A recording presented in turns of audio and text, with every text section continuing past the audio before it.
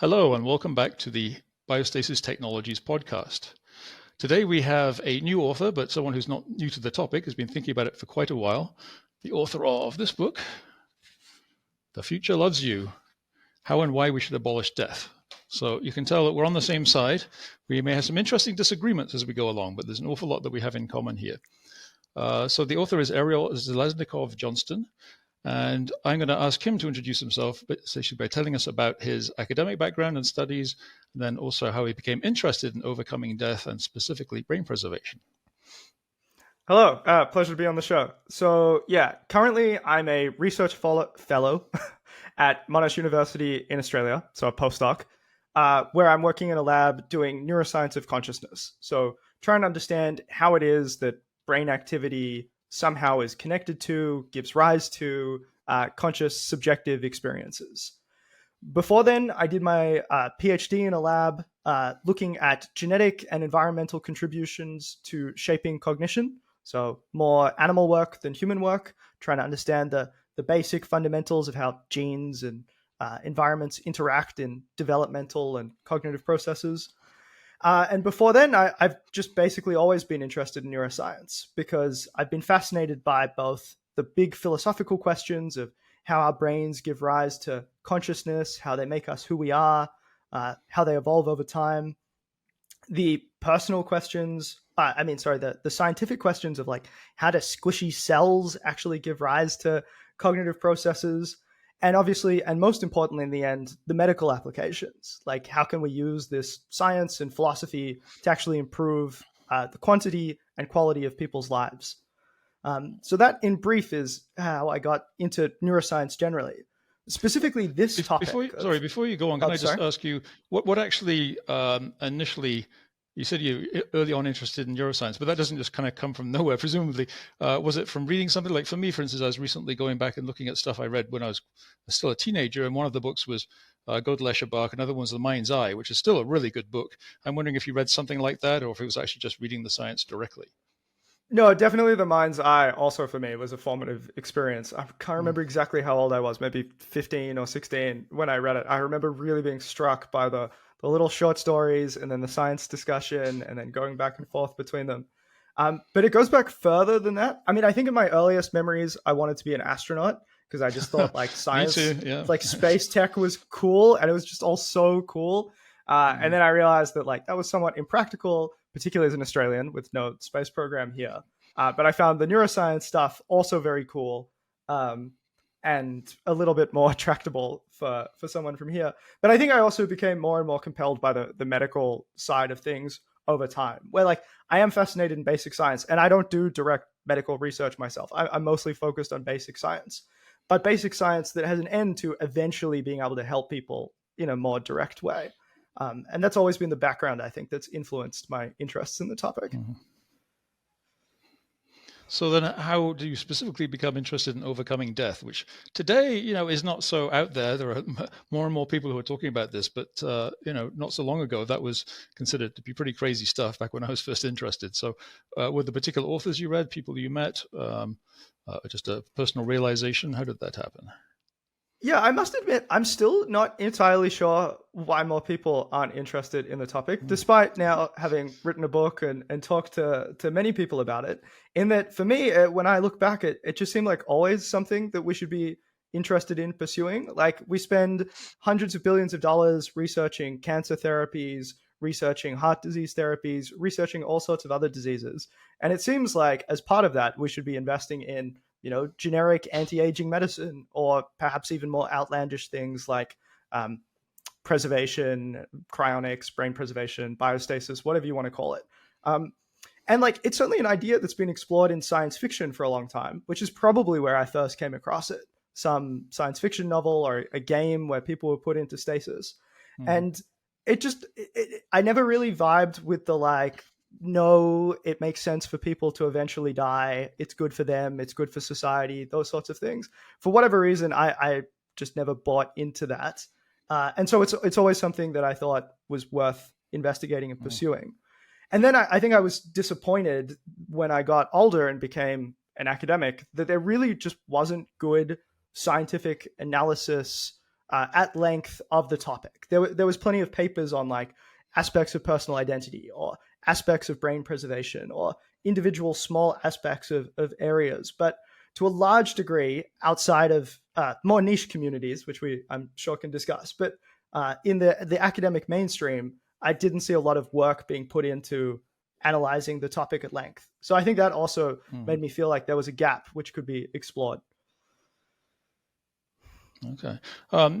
Just as you were saying that, it reminded me of something I was just reading in the book this morning.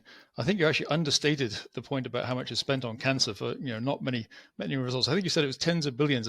I think it's actually over 400 billion that's been spent since 1971 by the USA alone. And the National Institute for Cancer spends about 6 or 7 billion every year. And yet we, as you say in the book, we haven't really seen massive advances.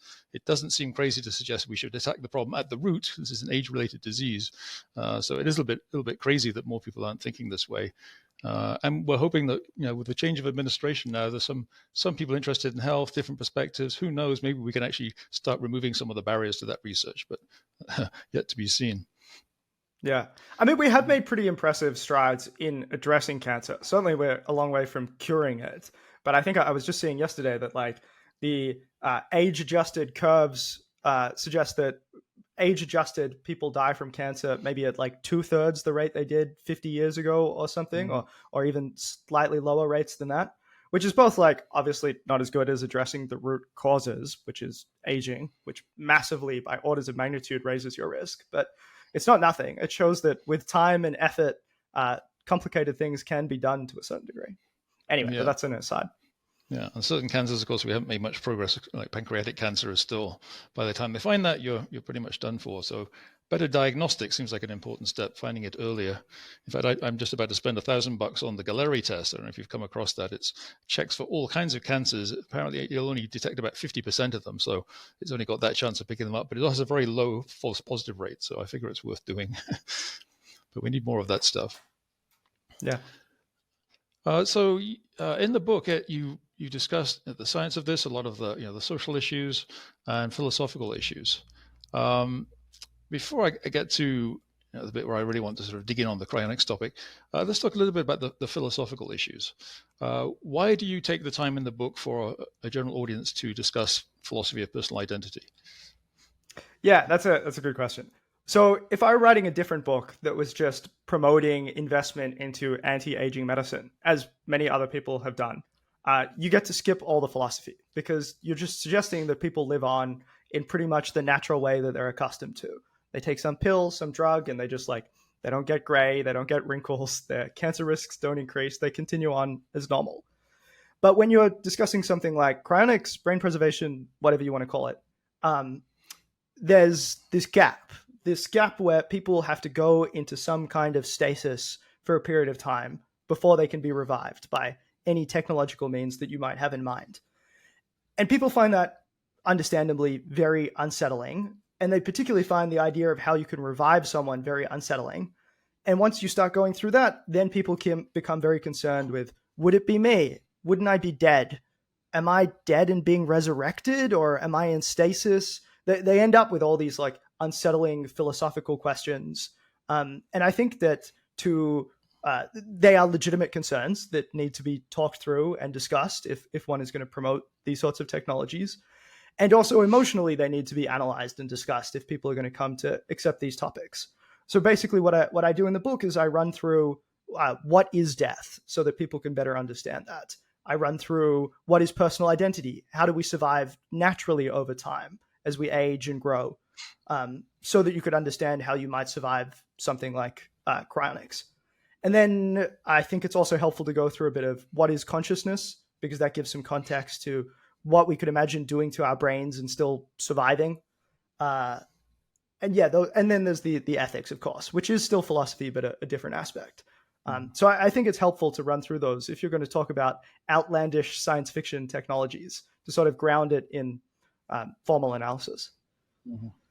Yeah, I think a lot of people even people who've taken philosophy probably see it as some impractical subject that doesn't really apply to life. But I think that's actually very wrong. And the whole reason I got into philosophy myself and ended up doing my doctorate in it is precisely because I wanted to see how you could apply philosophical thinking to life, to making life better, to understanding life. And in this area, as you say, it's particularly important because it does bring up unusual choices that you don't, it's not exactly like a life extending medicine that we're familiar with today, because there's the big jump in time.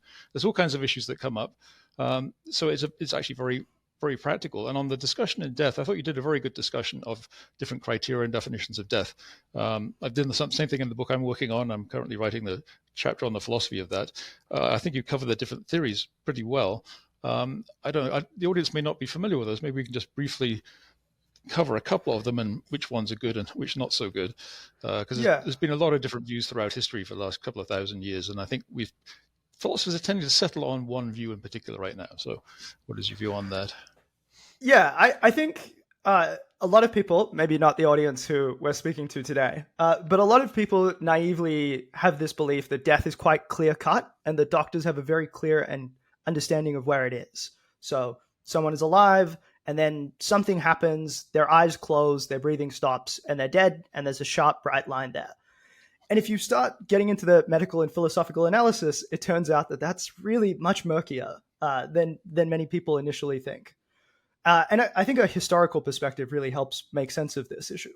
So back before the middle of the 20th century, if someone stopped breathing, that was basically it. They were declared dead, didn't even necessarily need to be by a doctor, because from that point onwards, the person was dead. There was nothing that could be done. But with the invention of things like mechanical ventilators and cardiopulmonary bypass machines to help people maintain lung functions and heart functions, even when their own heart and lungs had failed for a while, it became clearer that we needed a more sophisticated definition of death. And so particularly in the US in the 1970s, doctors and ethicists and lawyers came up with something called the Uniform Determination of Death Act, which was a legal definition of death based on irreversible cessation of all heart and lung functions or irreversible cessation of all functions of the brain. Now, the issue with the first part of that, the heart and lung functions, is we'd already seen things like cardiopulmonary bypass machines and mechanical ventilators. And nowadays we even have something called extracorporeal membrane oxygenation machines, or ECMO, which can essentially, for a period of days or weeks, fully substitute for someone's heart and lungs. And people don't normally think someone on ECMO is dead, which seems to suggest that the first part of the legal definition is redundant these days. Which then gets to the second part, which is defining someone as dead based on irreversible cessation of all brain functions. Now, there's two issues with that, and the medical community themselves, not just like weird cryonicist people like us, are aware of these issues with that definition. The first one is that if you look in the brains of people declared brain dead, so who are said to have lost all functions of the brain, you will see that there are often actually still bits of brain function remaining. Things like hypothalamic control of body temperature. And doctors just ignore it because they don't think it really counts as being part of that person, of meaningfully defining them as alive. So it suggests that it's not all brain functions that matter in the first place. The second part is that the definition is irreversible cessation of all functions of the brain. But what counts as irreversible really hinges on the technology that's available. Right. Where in the past, heart and lung functions weren't replaceable, now they are. And increasingly with brain functions, we can expect technologies like brain implants, whether that's more crude technologies like deep brain stimulators for Parkinson's disease, or whether that's fancier things like the newer Neuralink implants being developed. But over time, these implants will get better and better, and will get better at reversing what were previously irreversible losses of brain function. So if you take that to its logical conclusion, then you're left to ask, well, where is it then that you've irreversibly lost a person, even if you can replace brain functions? And one suggestion that was given by some philosophers in, I think, the 80s was that it should be based on irreversible loss of personal identity. So a person dies when they lose their memories, their personality, their goals and desires, the things that make them them, which can't be replaced by an implant if the memories are lost at some point. And at the same time, and I'm not actually sure who came up with this first, There was also goes back to John Locke. At least goes back to John Locke, who had specifically a memory criterion, but maybe earlier than that. That's true. I should be careful about claims of precedent. I know John Locke and other philosophers had similar ideas, even if they didn't phrase it exactly as like, this is what it means to define someone as dying. But I want to give credit to, I believe it was Merkel as well, who came up with the concept of information theoretic death, or at least was the first to formalize it as far as I could tell, who, again, defined a person as having died when the information key to them, their memories and personality and such, is lost and forever irretrievable. The two ideas are basically the same. And so that, I think, is a much more substantial definition of death. It's when someone doesn't die when their heart stops or their lung stops or they lose brainstem control of their breathing and heart rate. They die when their memories, their personality, their goals and desires, the key things that make them are gone. And indeed, if you do surveys of like what it is that normal random people care about, they're very clear that these are the things that matter for personal identity, not do they have their original kidneys or something. Yeah. That's the basic idea I push in the book. Okay. Yeah, and I guess for the standard medical professional who haven't maybe looked at the latest literature, this, you made the point about irreversibility, which is an important one, that irreversible today is not the same as irreversible in the future. But they're going to say, well, what difference does it make? The person's decaying in the ground now, so the future can't help. Well, you and I will say, well, wait a minute, there is maybe a way that they can take advantage of different irreversibility in the future. So yeah, it's hard to get people to think that, and they do very much have this idea that there's life and then there's death. It's even going back to Star Trek, for instance, he's dead, Jim. He never actually does CPR even. It's incredibly backward. So yeah, it's a strange idea. Another twist on that, which actually is of practical importance for for what I do and what you might be doing, is the neocortical criterion for death, which in some sense to me makes more sense because it's focusing on the parts of the brain that do store memory and personality. On the other hand, it's very dangerous. But in terms of practice, would you like to explain what I mean by that, if you understand? Yeah. So it's kind of funny when you look at the history of like legal evolutions of the history of what it counts as defining death. They're not really motivated. When I say they, I mean doctors and ethicists, legislators have not really been motivated by like deep philosophical concerns to a large degree. Or I should be careful. Some philosophers, I'm sure, are, but a very substantial chunk of these people have been motivated actually by wanting to know when they can take organs from people to use for transplant scenarios. And it's very clear from the writing that like this is the main thing that's motivating them. So you have some people who say, no, we should only be taking organs from people who are like they meet all the criteria for death. So their heart stopped, their lungs have stopped, their brain stopped. But that's not so good for organ quality because once someone's heart stops, their organs start to degrade. So you get other people who say, oh, we should be using something like the neocortical definition of death. So maybe even if their brainstem survives and their heart is still going and their breathing is still being driven by their brainstem, if they've lost their cortex, if they've lost all the things that make them conscious and have their personality and goals and memories, then effectively that person is dead already. The difficulty comes in not that I think there's not a philosophical case to be made there. It's more around it's quite hard to come up with good diagnostic criteria to be sure how much damage has actually occurred and what level of damage is key for a person being lost as opposed to being temporarily unconscious, as opposed to having some degree of memories retained or not retained. And this is why in practice, even though this is a position that many doctors hold, it's not really used routinely in the medical community. I think because it's just very hard to say, this is a patient who is definitely 100% forever going to be unconscious and have all of their cognitive functions lost. That's the controversy I'm aware of, unless you meant to point to something else, Max. Well, yeah, I'm thinking in terms of actually doing, cryopreservation or vitrifixation. You want to get to the patient as soon as possible, right? You don't want the brain to be decaying. So if someone's saying, well, no, this person isn't really dead because there's still activity in the hindbrain or something, that's disastrous because relatives will actually keep people on a ventilator and the brain is dying. It could be days and days. The brain is just deteriorating before you can get your hands on them. So it's a huge disaster. So actually, I hope that philosophical idea doesn't catch on in the medical community for practical reasons. Yeah. I mean, this is perhaps preempting a later conversation, but I do think there's a lot of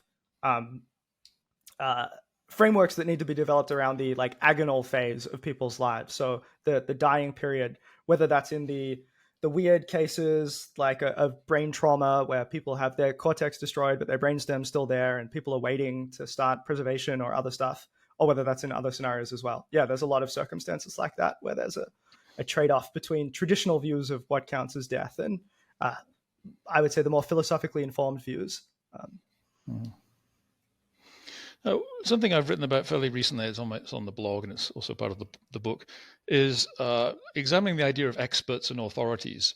Because today, if a reporter is writing a story about cryopreservation or vitrifixation, any kind of brain preservation, they're going to talk to a bunch of people at various universities or people with titles, at top places, and they're going to say, "Oh, this is science fiction, and I'm the authority, so you should believe me." And they'll write that. They'll say, "Well, this person's obviously an expert and authority." They say it's not going to work. But you and I know that's not a very reliable way of deciding whether something works or not. It depends a lot on which experts you ask. What are they actually expert in? They may be expert in a certain narrow area of neuroscience or in a certain part of resuscitation medicine. Do they know how memory is stored? Do they understand what happens after whatever criterion of death we're using and how fast that happens or how slowly? Do they understand anything about future repair capabilities? Almost certainly not. So it's a very dangerous idea of authorities or expertise. Obviously, you do want to pay attention to that, because if I'm going to get surgery, I want someone who's got some expertise in that. I'm not going to want anybody to do it. But choosing the right expert can be very tricky, especially when we're talking about things like public policy. So you use one example, which I've also used, but you went into a little bit more length, I think, on this one. The story of Lord Kelvin, who was quite an authority for his time. Do you want to tell us a little bit about that and what he got wrong? Oh, sure. Yeah. I mean, basically towards the end of the book, I talk about examples that I think are potentially analogous to what exists with the prospect of revival after preservation, which seems to many people to be science fiction today, but also has some arguments, I think, well, we both think, strong arguments in favor of it maybe actually working. So I think a historically analogous position was that of the development of powered flight, which is obviously something humans had thought about for millennia, if not longer, but which for most of human history was a distant, impossible science fiction dream.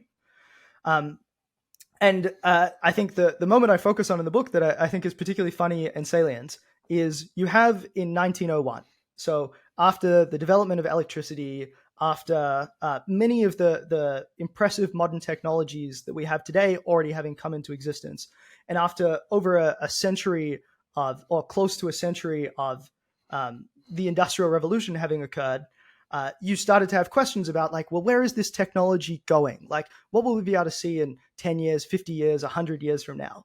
And so there was a moment where Lord Kelvin, who had famous physicist, helped uncover thermodynamics, helped with the installation of undersea cables between London and New York that allowed new telegraphic communications.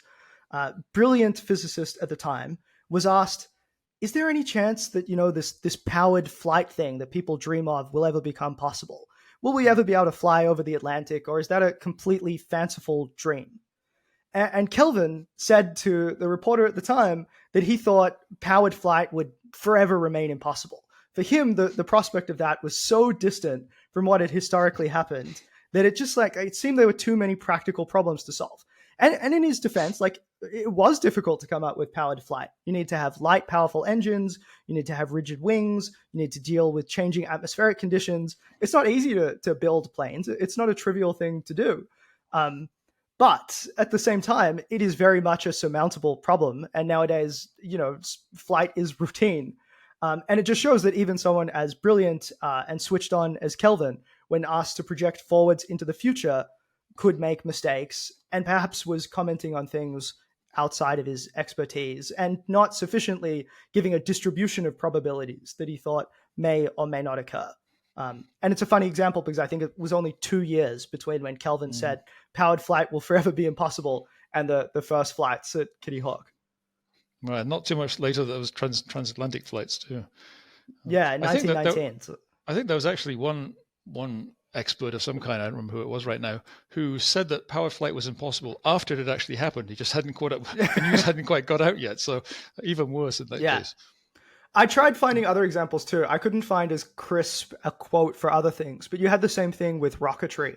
I think I've got a bunch of them I could send you. Yeah, no, they're good. Yeah. It's pretty funny reading through these. And you can find stuff for, I'm sure, other sorts of technological developments too. If physics doesn't say it's provably impossible, then one should be pretty wary that it will never be done. That's exactly what I was going to say next. That, it doesn't matter how expert they are, if they are unable to demonstrate that it's impossible based on physical law, they really have no right to say it's impossible. All they can say is, I can't imagine how you could do it. I can't figure that out, which is a bit more modest and reasonable, because of course you can't.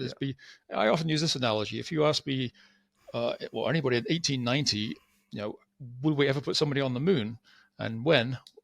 Well, how would I even begin to answer that? I don't know anything about the propulsion systems, the life support systems, the computers, all that stuff. But I shouldn't say it's impossible, because it doesn't violate laws of physics, despite what the New York Times wrote. They said in space there's nothing to push against, so obviously it's impossible. Not really in that case. So it's and even when you say the laws of physics, that can sometimes be tricky, because we know that physics is not complete yet. We haven't really put together general relativity and quantum theory. There's a lot of arguments about even most of the stuff in the universe is controversial, the majority of the stuff out there. So some people think that some kind of time travel might be possible with a very tricky wormhole system, but most people don't.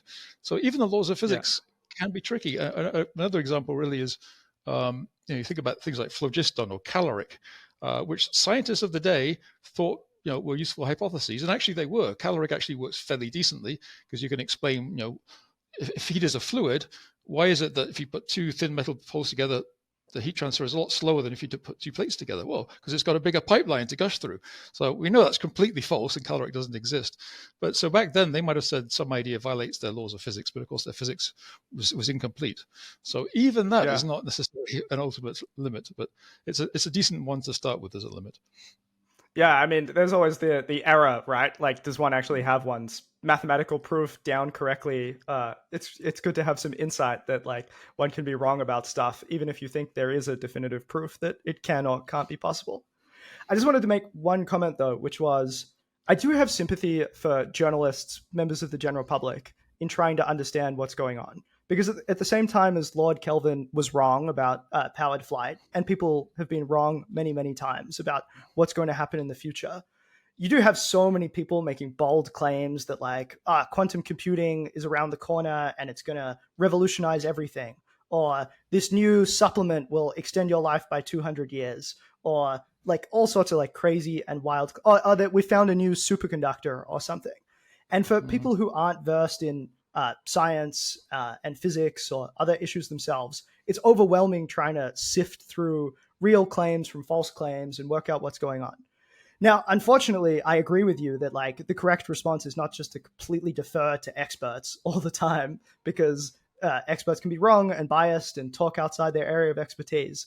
And, like, to a degree, people have to learn and try and hold weighted probabilities where, like, the experts are more likely to be right, but not definitive. And the weird heterodox thinkers are perhaps less likely to be right, but we should give them some time of day as well. But that is a harder position to hold, where, like, you have a distribution of beliefs, of probabilities of beliefs. And it's, I'm not entirely unsympathetic to that concern as well. Yeah, no, I understand that too.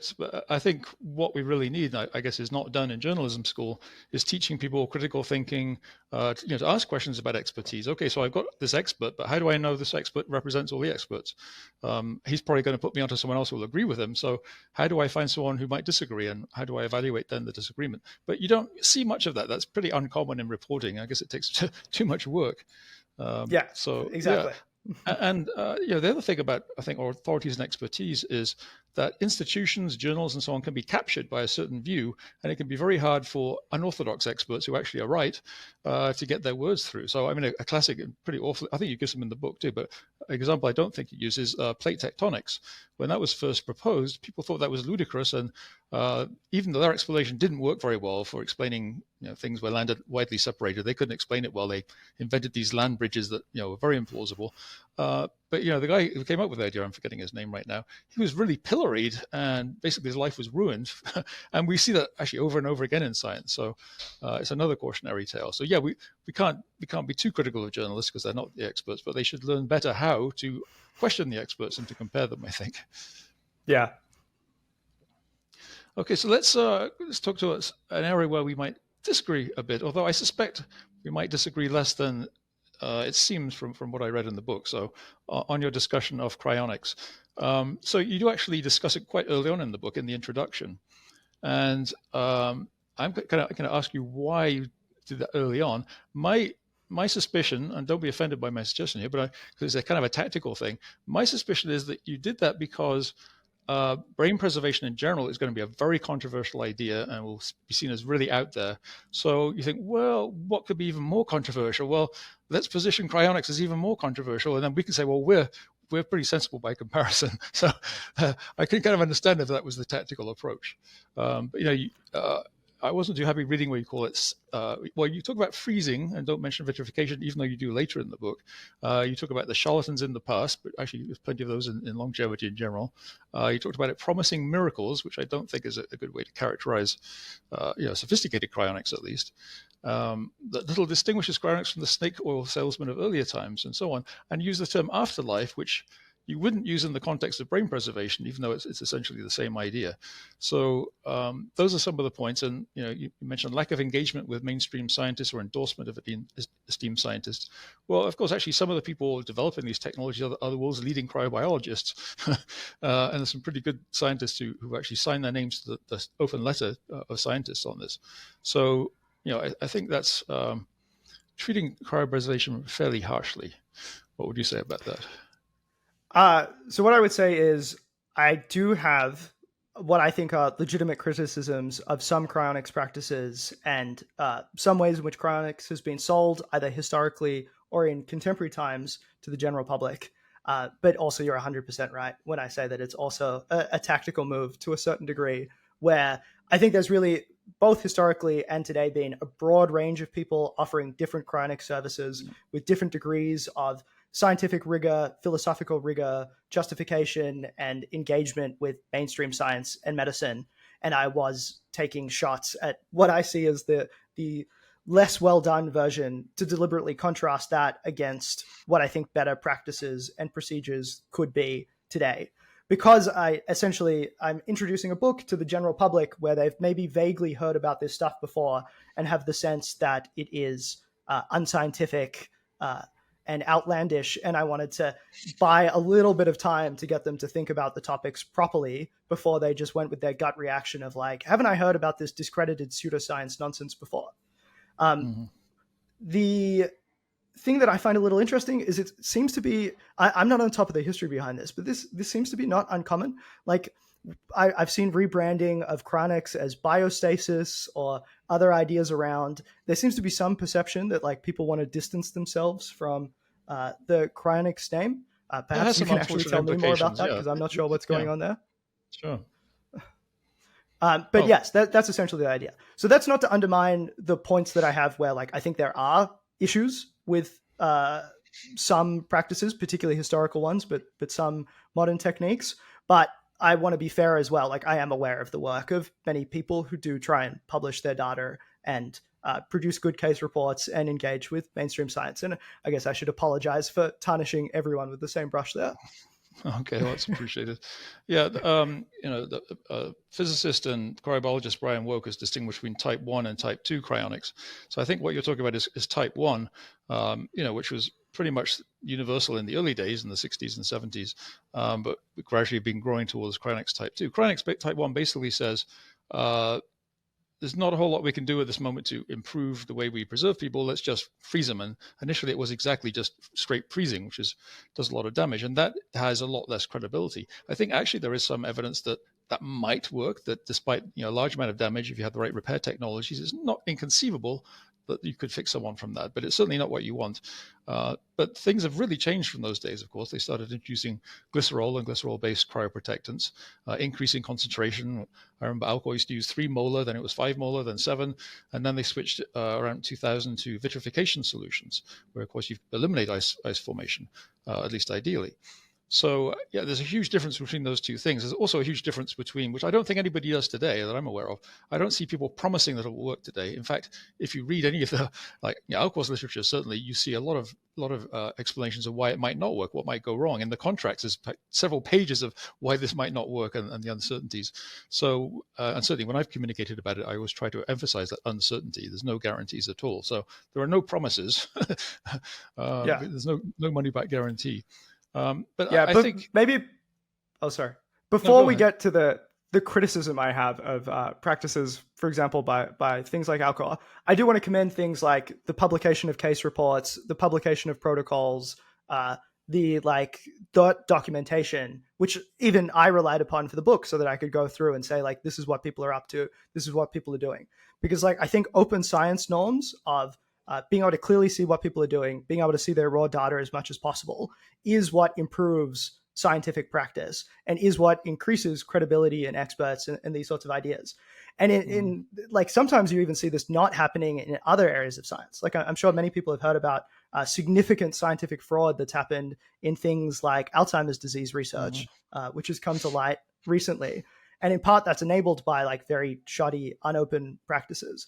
So whenever I do see signs of people being clear about their work and their uncertainties and their assumptions and what's going on, that should be commended. Okay. Yeah, so as you mentioned, Alcor primarily, and now Tomorrow Biostasis also issues case reports. I think Tomorrow, being a very new organization, has only had 6 or 7 cases, but they're producing case reports for all of them. And when I started at Alcor, I also introduced the practice of doing CT scans, so we could see how well perfused the brain was. Because that doesn't tell you about the ultrastructure, but it does tell you that you've actually got the cryoprotectants in there. So I think that kind of feedback, as you say, is vital, because the customers can't complain once they're in there. There's not much they do, but those of us who expect to go into the same protocol, of course, want it to work as well as possible. So feedback is absolutely vital. So an organization that doesn't provide good feedback, I think, should be very suspicious of and probably stay away from. It does take a lot of work, actually. Even one case report can take a lot of work, because you've got to integrate information from all the different people who participated, all the different data streams, the audio, video recordings, temperature recordings, all this stuff, and then put that into a narrative. That takes quite a bit. And now Alcor is doing, it's going up to 20 cases a year. It's hard to keep up, with the small stuff, but it is absolutely vital. I agree. Let's see what I was going to say about that. Oh, okay. Yeah. The point about biostasis and rebranding. Well, in some sense, it's not really a rebranding. It kind of is, but it's also not quite, because it doesn't mean the same thing as cryonics. So biostasis actually includes what you're talking about, vitrifixation, and other, also actually pure chemical preservation would also be biostasis. So it really means just what the term suggests, bio and stasis. So it includes cryonics, and until quite recently, that was basically the only way this was done. So in that sense, it's not a rebranding. It's kind of an expansion of the concept. But it's also a bit of a rebranding in that the word cryonics, I've never really liked it. It sounds like a fake word somehow.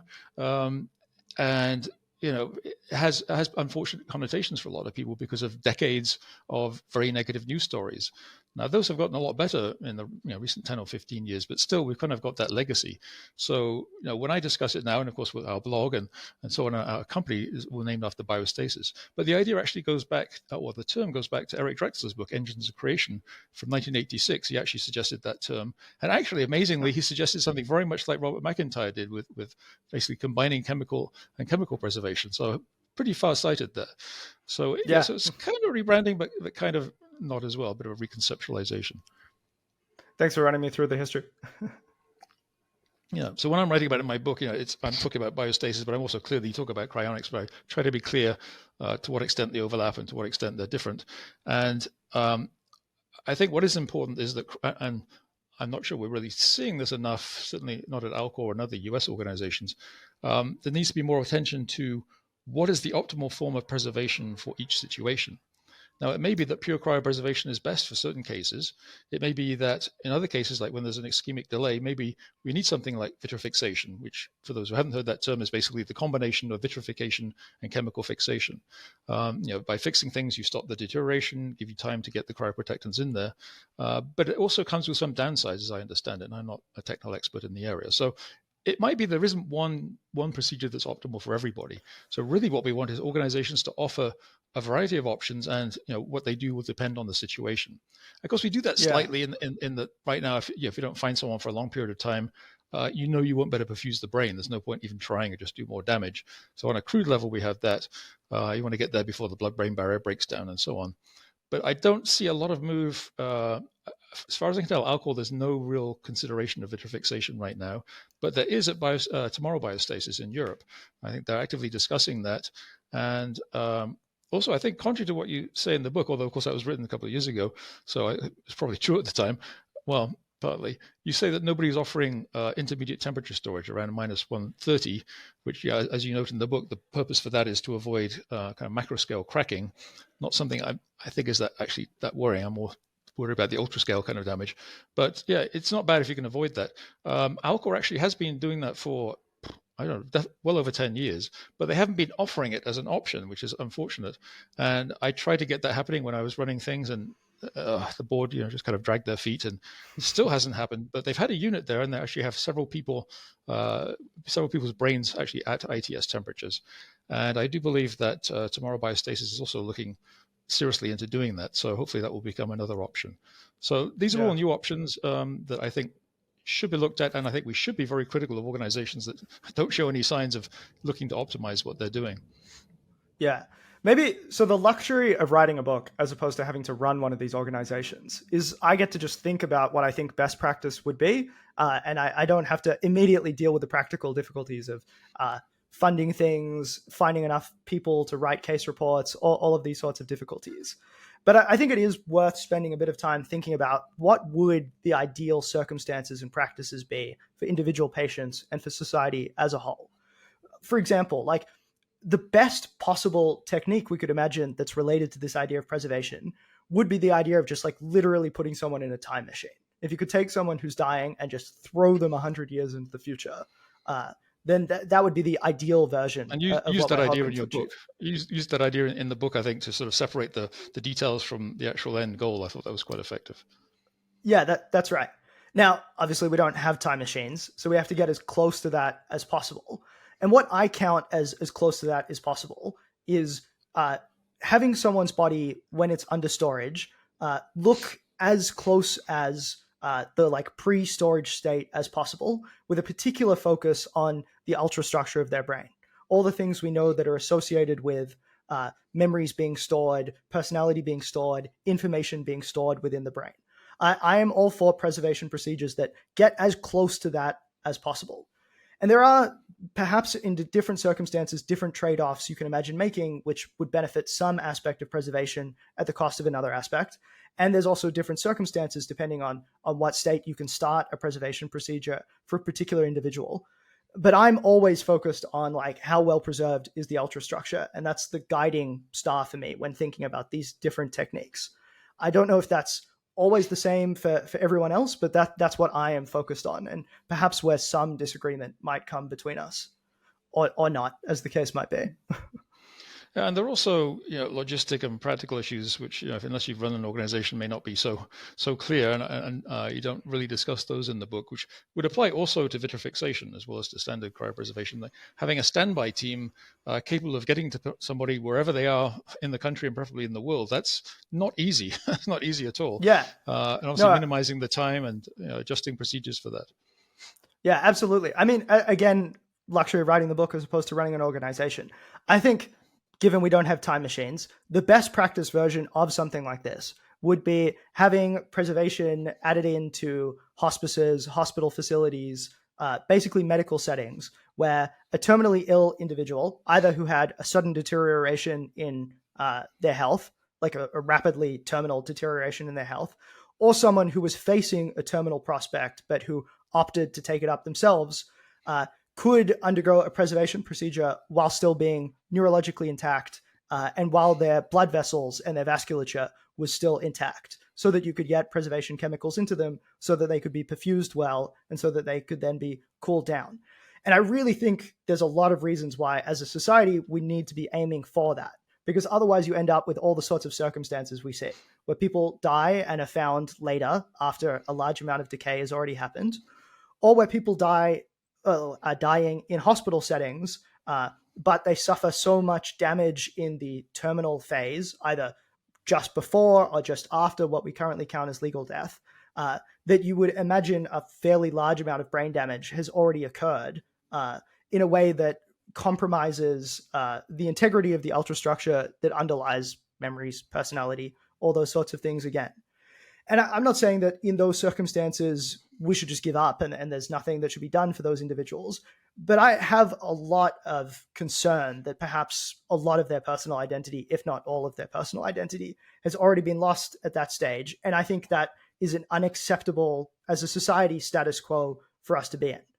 Now, I understand the issues of running organizations and trying to provide services for patients and doing the best you can with the circumstance. So I don't want to say that as criticism of we should just give up. Organizations like Alcor or others should just not even be trying until we can offer this at a society-wide scale.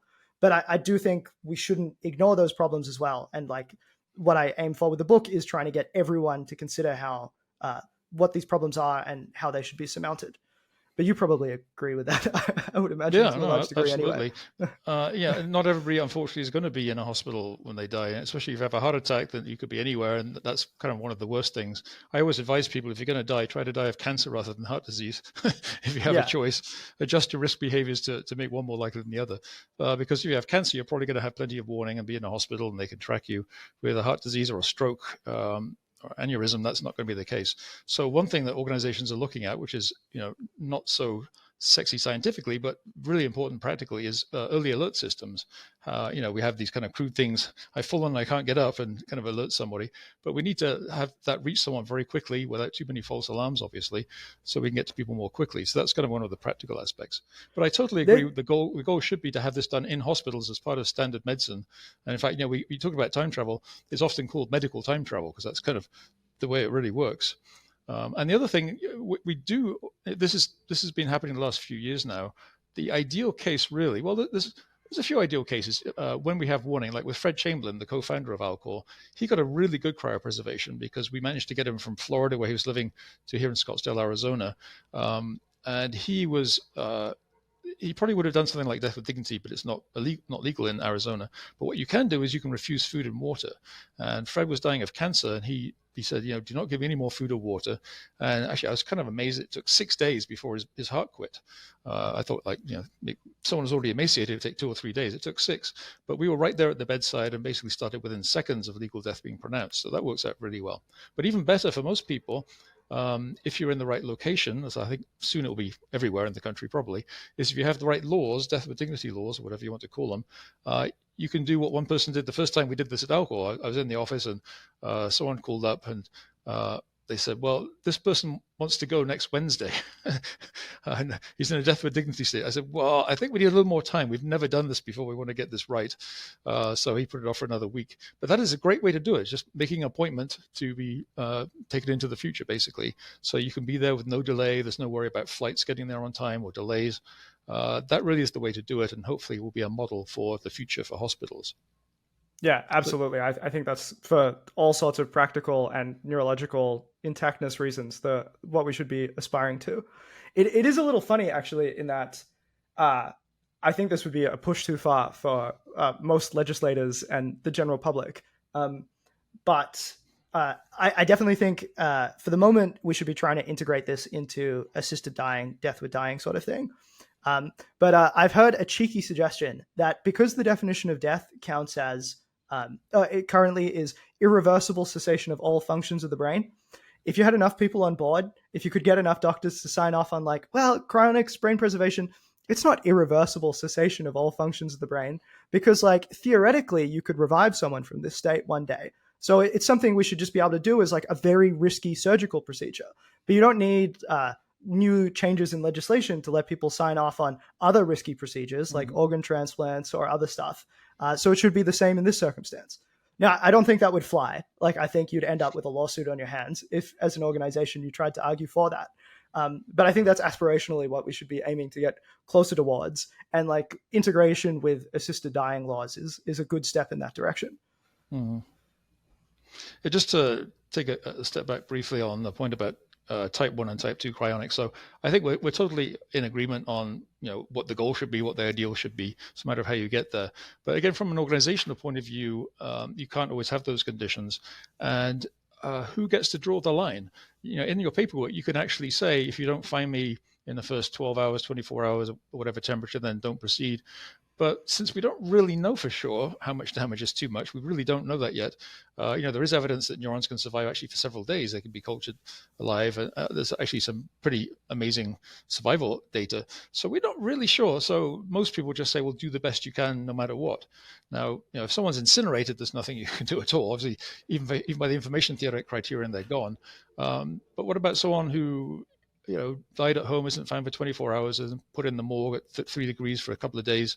Well, from an organization point of view, you may or may not think that that's going to work. Again, a lot of uncertainty, but it's not really your choice. You've made an agreement with the person, and they've said, go ahead up to whatever conditions that they set. And so you're kind of bound by that in a way. So the ideal might be type 1, perfecting cryonics, but in practice, to respect people's wishes, and if they think they may have a chance, you go ahead and do it. But I think we have to keep those two things sort of separate in the public mind as much as we can, and that hasn't really been done so much. So I think we're on the same wavelength there. I would agree. We've talked a few times about the lack of research as to what's going on in these end stage scenarios. And that actually becomes really apparent if you start diving into the medical literature around a whole bunch of things associated with this. So for example, there's very little work done on like what's actually happening in the brains of people who are imminently dying, because in these palliative cases, like nobody in mainstream medicine really cares all that much. So beyond like wanting to be able to predict better when people die so that you can give their families notice or deal with medical resource allocation. So we don't have the best idea of what's happening in the pre-legal death position. But even then, we have an even worse idea of what's happening post-mortem in terms of like rates of brain decay, rates of ultrastructure decay. There are some people who are investigating that, some brain pathology work. I'd point to, for example, Andrew Mackenzie, who's a researcher who was at Mount Sinai. He's now at Apex Neuroscience / He was also our last podcast guest. He was our last podcast guest, by the way. Yeah. Okay. Yeah. Future one. I mean, yeah. He and others are doing, trying to do some work here. But when I was looking into the literature that exists for this to write up the book and talk about brain decay, I ended up with very uncertain bounds about like when ultrastructure is destroyed. Anywhere between conceivably maybe as soon as 20 minutes, although I think that would be very pessimistic, through to maybe like you clearly see it starting to happen by 36 hours or so, but it could even be longer than that. So at the moment, we just need more work done. Obviously, it's also going to be temperature dependent, situation dependent. The only thing I'd push back on, though, is like neuron viability and ultrastructure are not necessarily the same thing. I can imagine situations where you could take out some population of viable neurons, culture them into stem cells, despite the fact that the actual ultrastructure of the brain, encoding memories, personality, those connections, has already been damaged. Sure. It's not enough on its own, right? But there is a fair amount of evidence. I can send you actually what I've collected for the book. I've got a whole timeline, which gets more busy the closer you get to the present. But there is, a fair bit of study of actual brain tissue, but not enough. Obviously, that's why we could do with more funding, so we can actually fund this kind of stuff. Before I get to the Brain Preservation Prize, which I want to talk about, one case that I have in my book, and I hope I'll be allowed to keep it in there because it's based on unpublished research, although it should have been published a long time ago, and I'm frustrated that it hasn't. But it's a case we did where we were allowed to extract brain samples by agreement with the patient. Basically, someone who didn't have the funding to do the procedure, and after talking, had a lot of friends in the community, we agreed to take him on as kind of a charity / research case. So he let us actually take out his brain, which was not usual procedure, take samples, and those samples have been studied. And from what I understand, I've seen the talks based on the research that hasn't been published yet, the results are extremely good. It looks like every way of testing down to very high electron microscopy shows that everything is exactly the way it should look. So it's frustrating that I can't actually point to a paper yet. I'm hoping that will be out by the time my book is. But for now, I think some of the best evidence I mean, there's some other papers I could point out, but let's discuss the Brain Preservation Prize, because that actually really attempted to look at the evidence for different kinds of procedures. So the Brain Preservation Foundation basically had the prize, actually two prizes, I guess, and three main submissions, one of which was a pure chemical preservation approach by Sean Mikula. One was a combination cryopreservation, chemical fixation, the vitrofixation, and one was pure cryopreservation. And the chemical one only didn't do so well. I had fairly decent results, but didn't really pass the test. We had to be able to trace the neural connections and so on, and have good, clear electron micrographs. The cryopreservation one also seemed to go well, but it didn't really fulfill the criteria of the prize, because under standard cryopreservation methods, and there are some ways around this, you get a lot of dehydration, as you mentioned in the book, and that makes getting clear images very difficult. So you may be doing perfectly fine, everything may be okay there, but you can't really prove that very clearly. Although there are cases where I've seen really good electron micrographs, so I don't quite understand why there are some in some cases and not others. But perhaps you could tell me as to what happened with the vitrofixation approach and how that was tested and the results. Yeah, so the Brain Preservation Foundation prize, I think it was put out in 2010, was for any group who could provide a preservation protocol for brains that was both showing very high quality preservation, which they defined as it would be possible to trace the neurons, their dendrites and axons and their connections, and it would also be compatible with very long-term storage. So I think they defined it as greater than 100 years storage. And the reason why they were focused on tracing is because if you look at contemporary neuroscientific research outside of brain preservation cryonics, just standard neuroscience, in the field of connectomics, which is the study of like whole brain connections or large volume of brain connections, what they want to be able to do is they want to be able to see how each neuron connects to each other neuron across its many hundreds, thousands of connections, trace them all out, and hopefully by doing so, have a map of the circuitry in a way that maybe will also enable neuroscientists to understand the functional circuitry. Like, for example, we saw a little earlier this year the publication of the first full fly brain connectome. It's 160,000 neurons, all the connections between those, and impressively showed that with a model of that fly brain, a not proper whole brain emulation. It was not a perfect model of the neurons, but a crude model of that fly brain and its structural connections actually showed some of the functions of the fly as well. So they showed that if you stimulated its digital equivalence of its taste receptors, it tried to stick out its proboscis and its tongue or something. So that aspirationally is like people wanted something that was compatible with connectome tracing. That's what the Brain Preservation Foundation was looking for. And so the panel of judges who were assessing the submissions to the Brain Preservation Foundation were essentially looking for electron microscope data that was compatible with what they thought would enable connectomic tracing. So you'd be able to plug it into the standard algorithms and it would spit out the connections between the neurons. Because if they could see that, then they thought a pretty good guarantee that the ultrastructure would still be there and it would be there in high quality. Now, that's not to say that in other circumstances, for example, with vitrification, where you see dehydration and shrinkage of brain volume, that there's an absolute guarantee that something like that wouldn't be able to hold on to connectomics information and the full set of synaptic connections. But it's a much harder, there's essentially less of a guarantee compared to circumstances where you can apply traditional connectomics tracing techniques. And that, to my understanding, was what motivated the Brain Preservation Foundation judges and prizes. Now, I wasn't a member of that, either the judging or developing the prize, so there might be other aspects I'm unaware of, but that's my best understanding. Okay. Yeah, so actually just a couple of points regarding those results. So one thing that actually it was the vitrofixation submission was actually by Robert McIntyre with Gregory Fay, who of course also developed the cryopreservation approach. But one thing that I understand was used in the vitrofixation approach was SDS, sodium dodecyl sulfate, which can stop or massively reduce brain shrinkage. Now, as far as I know, that hasn't been used in cryonics yet, and I'm not a chemist, so I can't really evaluate the arguments, but I'm told there are some reasons why we should be cautious about doing that. But that kind of thing in the future might actually allow us to do cryopreservation, vitrification, and actually demonstrate that we preserve things really well. So, that's one of those things that we may not have realized that a few years ago, but now it's maybe there is a way around this problem. So, maybe we can actually prove that we're doing a good job.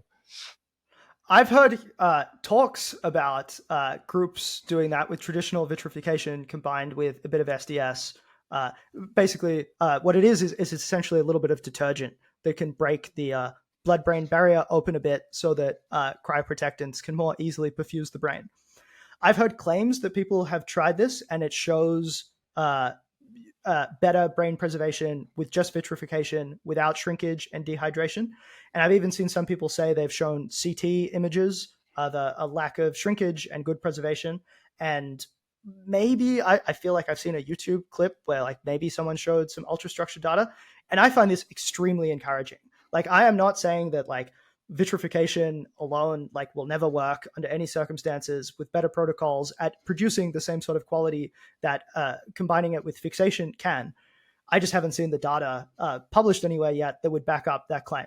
But I know for a fact that people at the Brain Preservation Foundation would be extremely pleased if somebody could submit this and show them the data, and would happily also give their stamp to any other protocol that could give good ultrastructure preservation in a way that's traceable. I suspect there may actually be a whole bunch of different techniques that could work for good preservation. It's just I do think they need to be published and verified rather than just kept in closed drawers. Oh, definitely, yeah. One idea for doing a functional test. So I think you and I agree that in the end, preserving function isn't the ultimate goal. We want to preserve the structure that could be brought back in the future. But on the other hand, in cryonics practice, it's a good idea to maintain function as long as you can, because if you've got function, you've got structure as well. So you can't have one without the other. In that direction, you can have it. You can have structure without function, but not the other way around. So one idea that was suggested, I thought was very interesting, and I'd love somebody to fund this. It was based on reading about a study actually was done where I guess neuroscientists took a chunk of neural material. I'm not sure which creature it came from, but it was a chunk of neural material, and hooked it up to basically a kind of a computer game and taught it on a flight simulator, and we're actually able to train it to run a simple flight simulator. And so the idea was, well, that's really interesting. What if we took that tissue, we cryopreserved it, then we brought it back and then tested it again? And if it passed the test, that would be pretty strong evidence that we're preserving things fairly well. So that's kind of one of those possibilities that we could do. Would not just be a visual test, it would actually be a functional test. So I'd love for someone to do that. If anybody's listening, please fund that, and I'll help you organize it. I guess my concern with that is, like, we know full well that vitrification on small amounts of tissue works just fine. Whether that's just like standard vitrification that's used for embryos, for later thawing out and used as part of IVF procedures, that's been done for ages now. Or even there's like good examples of vitrifying slices of brain tissue from rodents and then thawing them out later, and they're restored to function. And my suspicion is, in the example you mentioned of using small amounts of brain tissue, vitrifying it, and then unthawing it, and then thawing it, you would see brain function remaining. And there's other examples, like there's another group here in Melbourne that's produced a little like brain cyborg thing that manages to play Pong with stem cells. Right. And my guess is if you vitrified that and then thawed it out, it would be able to play just as well as before. The issue is with as things scale up, whether you can still maintain the structure and the function with an organ-sized or whole brain-sized piece of tissue. And I think that's much harder. I found that a little, this is again an aside, but I know there's the recent announcement of Cradle, which is a group in Silicon Valley that's also interested in this brain preservation stuff. Mm-hmm. And they showed off some slice work, I think it was, where they'd managed to restore action potentials after vitrification. And the thing I would say there is, like, one, it's actually very reminiscent, I think, of work that 21st century medicine had already done. Yeah, it wasn't new. But two is, like, it's the same problem where, like, just because you can show it for a slice doesn't mean you can show it for a larger piece of tissue. It's not to say it shouldn't be funded. It's just, you can't assume it'll scale well.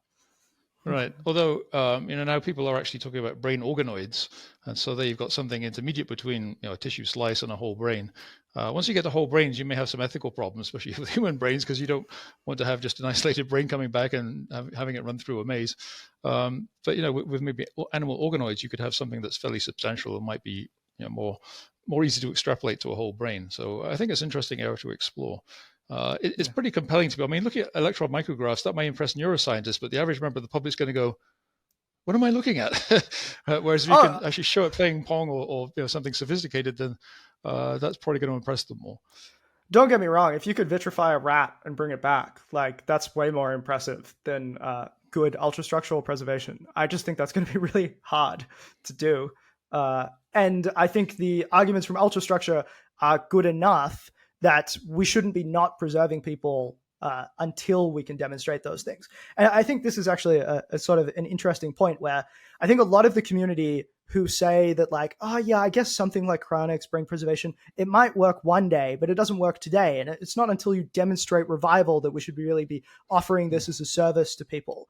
And in many other areas of technology, that is how we go about things. We don't start with the initial steps until we see that the later steps are definitively going to work and that the entire piece of technology has been validated. But the danger with doing that in this circumstance is people will die in the meantime who might feasibly have lived if we started preserving them earlier. So you have to look at the philosophy. You have to look at the ultrastructure arguments. You have to look at all these things and make a call now rather than waiting until you can revive the rat or the dog or whatever. Exactly. It's not like building an airplane where we make sure it's going to fly and not drop out of the sky. Boeing, pay attention. It's probably more like AI research, actually, where, early days, you certainly couldn't prove that you're going to produce anything like what we have today, let alone an AGI, which I don't think we have yet. But that didn't mean that wasn't worth researching because they were making incremental progress. But as you say, the difference is that in the case of an airplane, if you get it wrong, you kill people. In the case of this, if you don't do it, you may be killing people. So I think it's analogous to the reason for working on AI safety, where it's similar, where like there are people who are concerned where they're like, well, today's AIs aren't that powerful. They can't cause that much damage, even though they might be able to cause issues.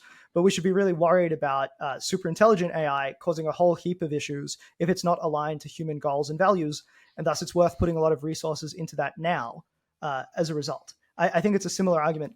And that actually does remind me of one thing I think your listeners might be interested in, which is I and some colleagues ran a survey recently of neuroscientists asking them, did they think that using a technique like vitrifixation, preserving brains in that manner, would you ever be able to extract memories from a preserved brain in this way?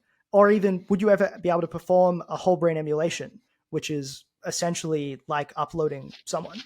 Now, we were careful. We didn't ask them to commit to like, would that revive the individual? Would it restore them to consciousness? We didn't want them to focus on the philosophical and ethical complications of that. But we did want to ask them, like, what do you reckon the chances we'd ever be able to do this whole brain emulation or memory extraction?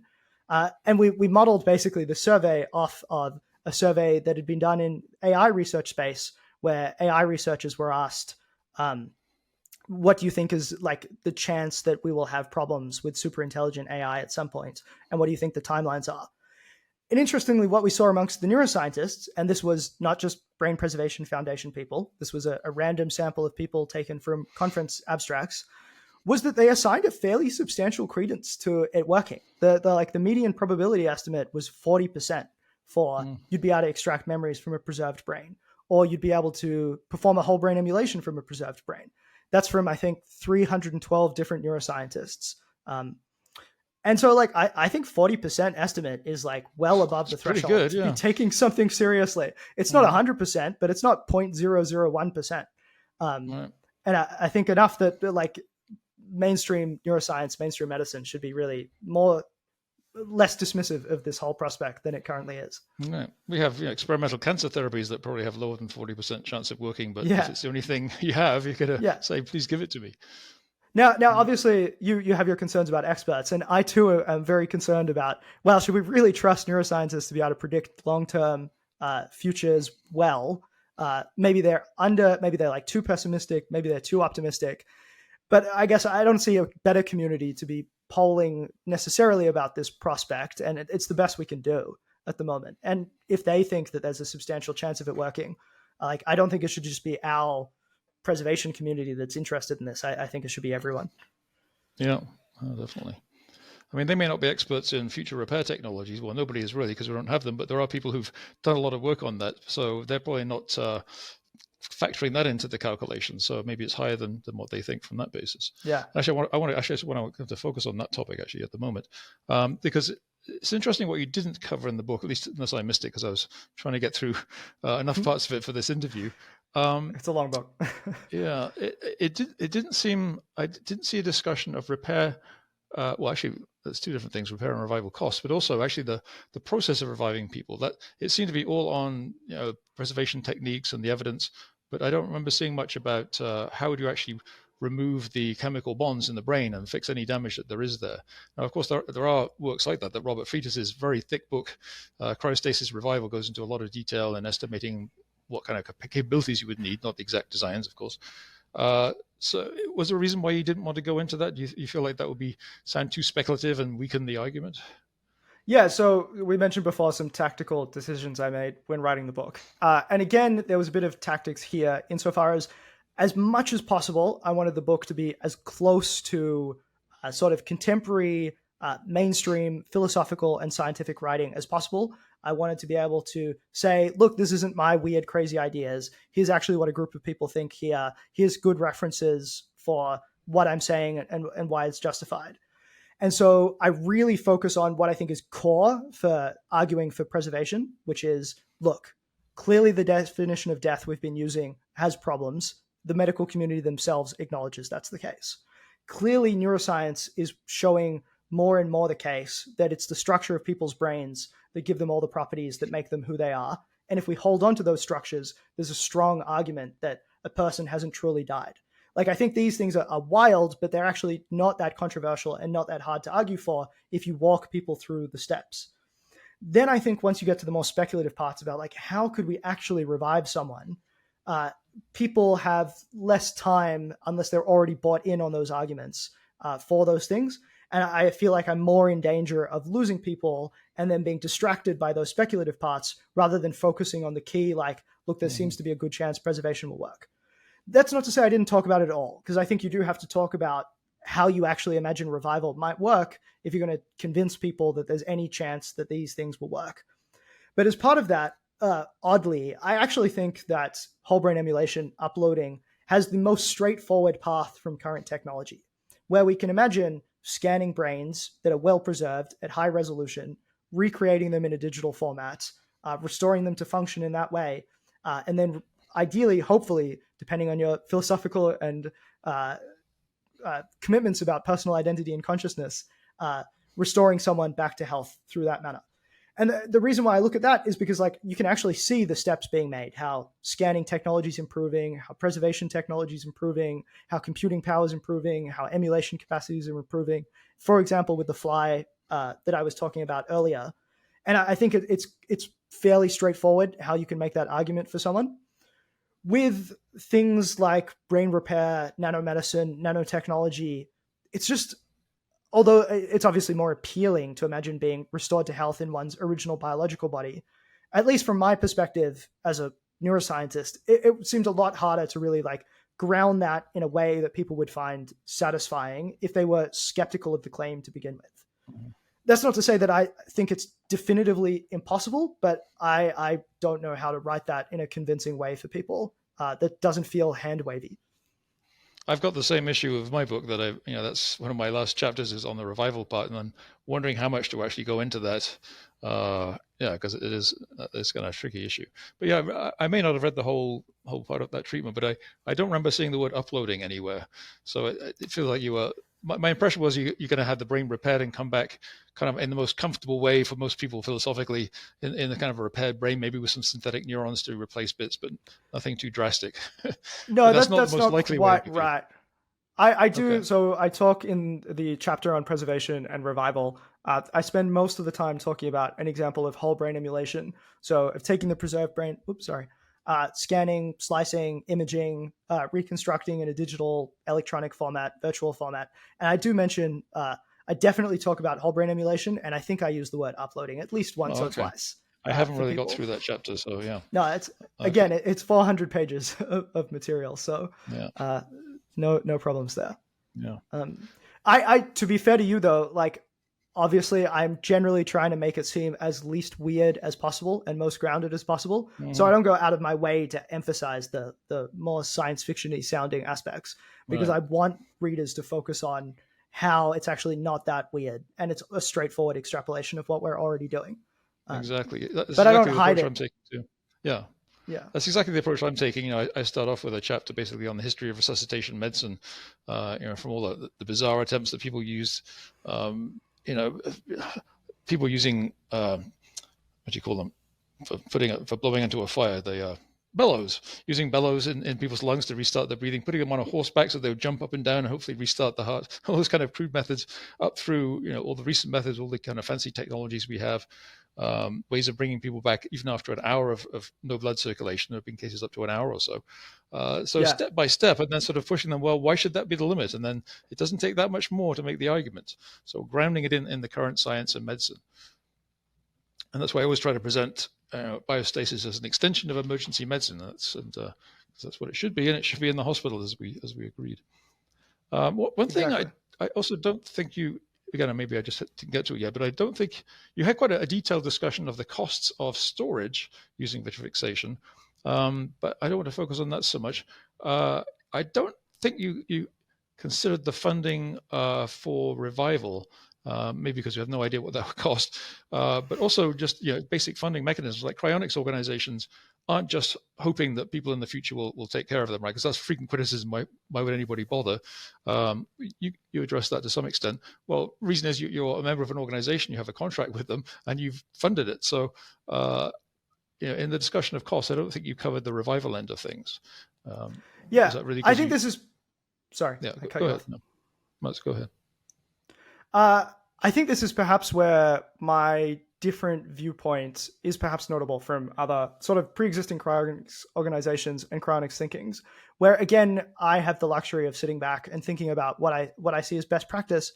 And also I come from Australia, a country with a socialized healthcare system, as opposed to private insurance payments or other private healthcare costs. Because what I want and what I think would be better is the integration of this sort of procedure into the mainstream traditional healthcare system, both because it would provide people with better access and because you could then at scale do everything much cheaper than it currently is.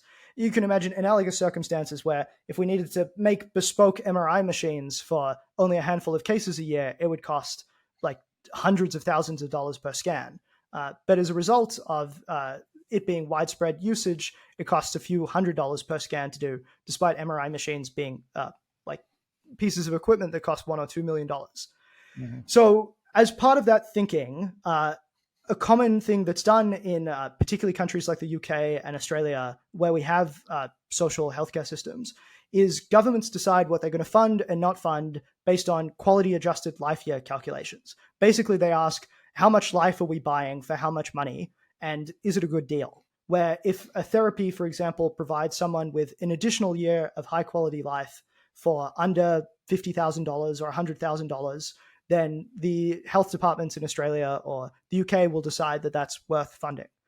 And what I wanted to walk people through was, at least for preservation procedures and storage procedures, you can have a think about how those calculations would be done, how much the procedures would cost, how much storage would cost, and how that compares to other therapies where, for example, heart transplants cost a few $100,000 but have a 30% 5-year mortality, or breast cancer therapies cost, in the UK at least, something like $30,000.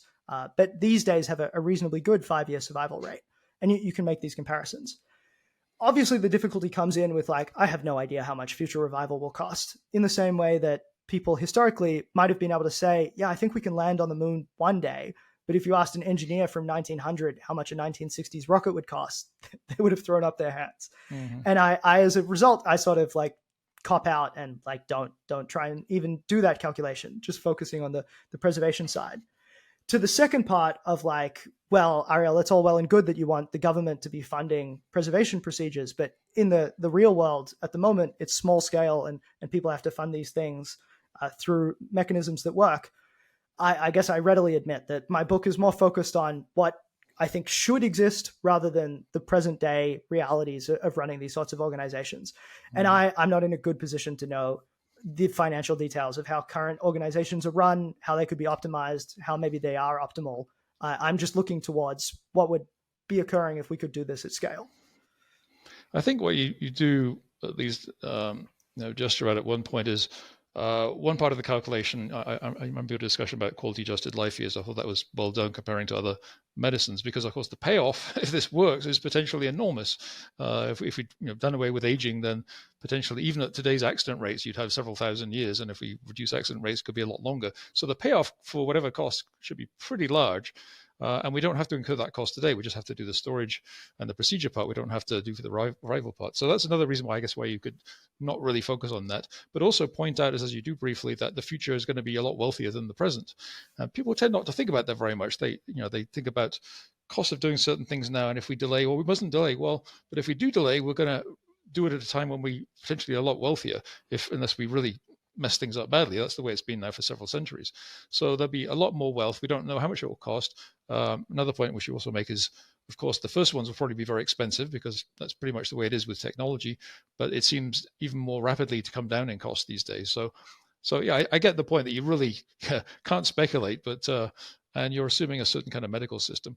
There's kind of pros and cons to having the government involved, I guess. There's here, we can, as long as there isn't a law against it, you can pretty much do it.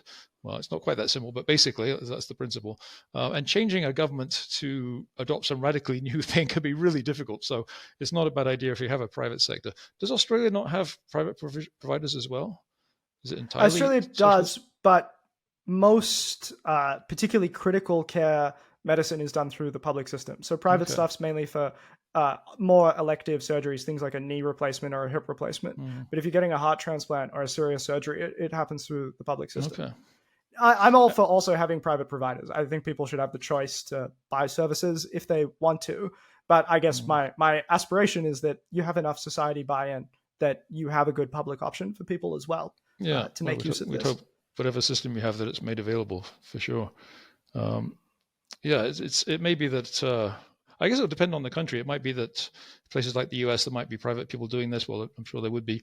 Whereas some governments may be very resistant, but maybe in a couple of societies, the government will, be forward thinking and so it would adopt a lot more quickly. We really don't know. We just want to persuade everybody, I think, to get on board with this. I think the arguments are very powerful as to the payoff. Why are you just throwing away people when you could just give them a chance? It's kind of insane. One thing I've learned on this book tour, as I've been speaking to all sorts of people, and particularly not just people who are already on board with preservation, is like people are very pessimistic about how the future is going to go in a way that I find a bit ahistorical, where like we live in a world today where most people make it through childhood. Most people don't live in extreme poverty. Most people have access to at least a reasonable degree of safety and security, particularly in Western developed countries. Whereas a century ago, 1 to 2 centuries ago, 1 in 2 children died before they were 15. Almost everyone lived in extreme poverty, and there was little you could do for most people with most medical conditions. So if you extrapolate this at all forwards into the future, I agree with you. It does seem more likely than not that we'll end up in a much richer, healthier, safer world. That's not to say that there aren't possibilities of, nuclear war, runaway climate change, other global conflicts, all sorts of catastrophic things. It's by no means a guarantee. But I think there's a good chance that we will live in a better future.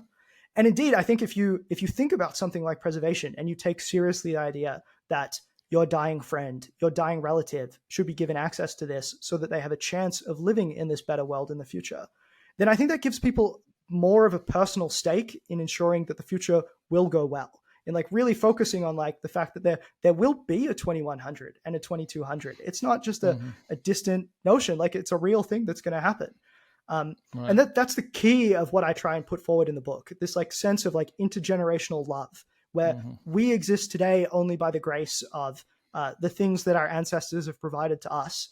And that if we hope to be revived from preservation in the future, then we can try and do things like sequester money away to pay for future procedures. But I think overwhelmingly, it's likely to happen in a world where they're so rich and they're so grateful to their ancestors that if they have the capacity to bring back their preserved ancestors, they'll be like, yeah, that sounds both cheap enough to do, and I'm grateful to these guys for helping me live in the world I live in today.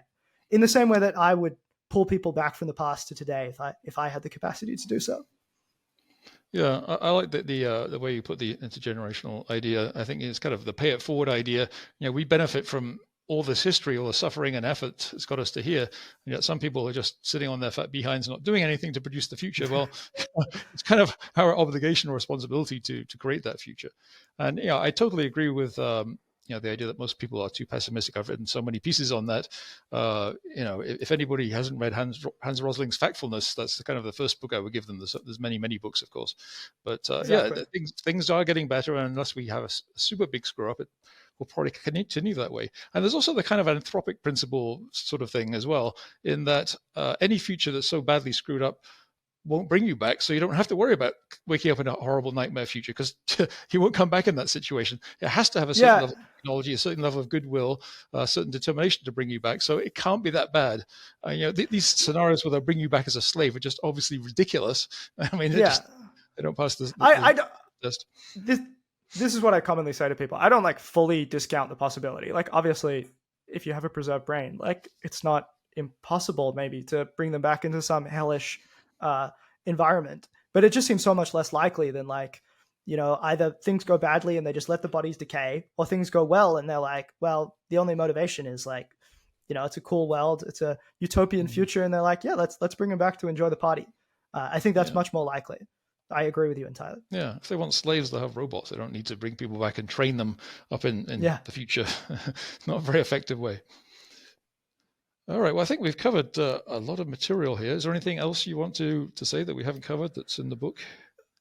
I don't think so. I think readers here will be familiar with the book. To a large degree, the earlier material in the book, so why it is that we age, why humans live 100 years as opposed to, why humans live 80 years roughly as opposed to 20 years or 200 years, I think is interesting. Or questions of the ethics around this, I also think are interesting. But I think for this audience, you're probably mostly already bought in. And it's the middle of material of the book of how it is that memories work, how neuroscientists can actually manipulate memories to the extent that we can erase or insert or force the recall of memories in animal models that people might not be aware of. That's pretty cool and worth having a look at. But I think mostly in our conversation, we've covered the key parts. So thanks for having me on. Yeah, I'm going to have to finish off the bits I didn't read. I've kind of got through a fair chunk, but I do recommend very strongly the book. Pick it up if you're a member of our audience. I guarantee you'll enjoy it. And I look forward to staying in touch, because I think we're taking slightly different angles on it, but there's also a lot of commonality. There's a lot of research we both like to see done. So Biostasis Technologies, we're kind of an open group in that sense. We try to reach out to other people doing research with similar interests and push this forward. We don't want to be part of the old style where we just do things the way we've always done them. So we'll definitely stay in touch. So thank you for being on the podcast. Really appreciate it. Good conversation. Thanks for having me on.